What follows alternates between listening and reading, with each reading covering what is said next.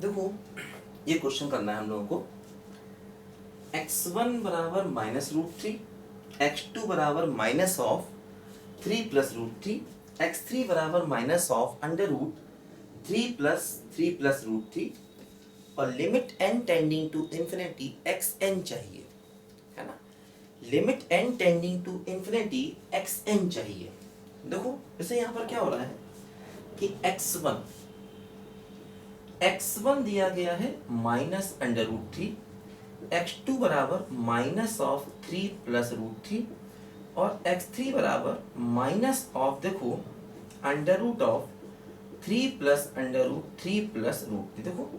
जब हम xn को निकालेंगे तो क्या होगा, माइनस ऑफ 3 प्लस √3 प्लस, है ना, ऐसे करता हुआ देखो ये n टर्म्स तक जाएगा, n टर्म्स तक, है ना। देखो यहां पर जैसे 2 में 2 बार 3 आया, 1 में 1 बार 3 आया, 3 में 3 बार 3 आया, तो देखो n में n बार 3 आएगा, ध्यान दीजिए, ठीक है। अब देखो क्या हुआ, जैसे अगर हम लिमिट निकालें, है ना, देखो अगर हम लिमिट निकालें, देखो इसको हम लिख सकते हैं माइनस ऑफ √3 प्लस xn-1, इसको लिख सकते हैं, है ना। देखो ये जो टर्म n टर्म्स तक है, एक हटा दिया तो बच गया n-1। देखो ध्यान दो यहाँ पर, जैसे क्या होगा कि हमें लिमिट चाहिए, है ना, हमें लिमिट चाहिए अप टू इंफिनिटी तक। जैसे मान लो हमें लिमिट ऑफ xn चाहिए अप टू इंफिनिटी। देखो हमें लिमिट ऑफ xn चाहिए n टेंडिंग टू इंफिनिटी। तो अगर हम इसको फॉर एग्जांपल l मान लें, ठीक, तो क्या होगा, देखो n टेंडिंग टू इंफिनिटी तक xn की लिमिट चाहिए। देखो अगर हम xn-1 करें और n टेंडिंग टू इंफिनिटी करेंगे, देखो ध्यान दो, तब भी ये l ही हो जाएगा, ध्यान दो, है ना। अगर xn की limit n tending to infinity l है तो क्या होगा, देखो यहाँ पर जो xn-1 है उसकी लिमिट भी n टेंडिंग टू इंफिनिटी तक l ही रहेगी, क्योंकि देखो सिर्फ एक टर्म का फर्क है। देखो अगर आपको ये बात ऐसे नहीं समझ में आती है तो एक और तरीके से भी देखो इसको समझा जा सकता है। देखो जैसे xn की limit of n tending to infinity तक l मान लीजिए।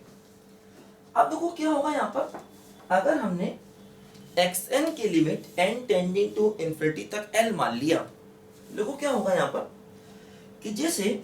अगर हम इसमें लिमिट अप्लाई कर दें, है ना, xn में, ठीक, तो क्या होगा, देखो यहाँ पर अगर हम लिमिट अप्लाई कर देंगे तो देखो यहाँ पर क्या होगा, ये होगा -√3 प्लस, देखो इसमें भी लिमिट अप्लाई करनी पड़ेगी, है ना, इसमें भी हमको लिमिट अप्लाई करनी पड़ेगी, ध्यान दो, ऐसे करके देखो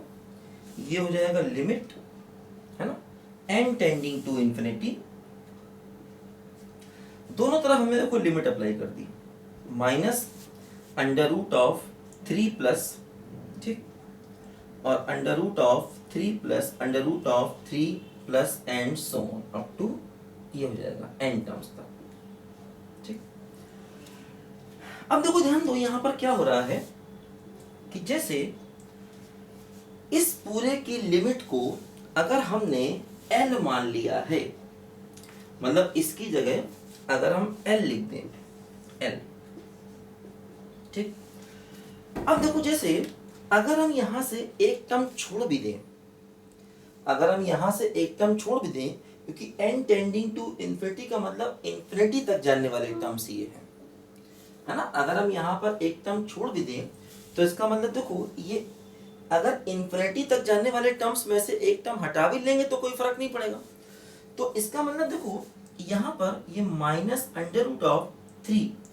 तो देखो जो बचेगा यहां पर हम इसमें लिमिट लगा सकते हैं, ये हो जाएगा limit n tending to infinity और √3 प्लस √3 प्लस अप टू, देखो क्या होगा n-1 टर्म्स।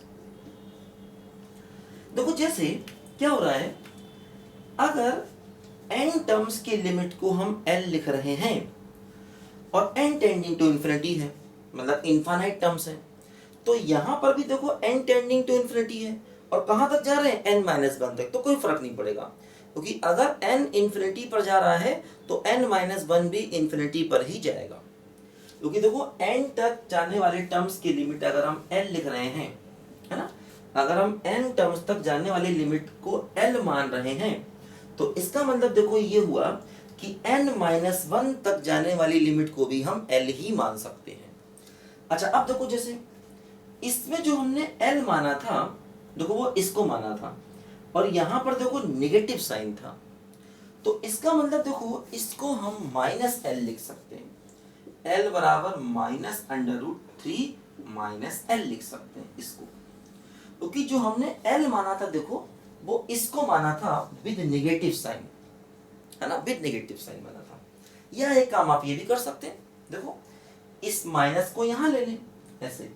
अब इस लिमिट को आप l मान लीजिए विद नेगेटिव साइन, ऐसा भी कर सकते हैं, विद नेगेटिव साइन आप l मान लीजिए इस लिमिट को, तो l क्या है बोलो, विद नेगेटिव साइन, है ना, l क्या है बोलो, विद नेगेटिव साइन। तो अब आपने माइनस को यहाँ ट्रांसफर कर दिया, जो माइनस यहाँ था उसको यहाँ ट्रांसफर कर दिया और पूरे को विद नेगेटिव साइन आपने l मान लिया, है ना, तो l क्या है, विद नेगेटिव साइन। अब देखो जैसे ये तो पॉजिटिव वैल्यू है सारी, तो इसकी वैल्यू अगर निकालेंगे तो वो माइनस l हो जाएगी, ध्यान दो। तो देखो यहाँ से अब हम आगे कह सकते हैं l स्क्वायर बराबर स्क्वायर कर दिया तो क्या हो गया, 3 माइनस l हो गया, ठीक है, l स्क्वायर कर दिया पॉजिटिव हो गया, l square plus l minus 3 बराबर 0 हो गया। l की वैल्यू निकालो क्वाड्रेटिक से,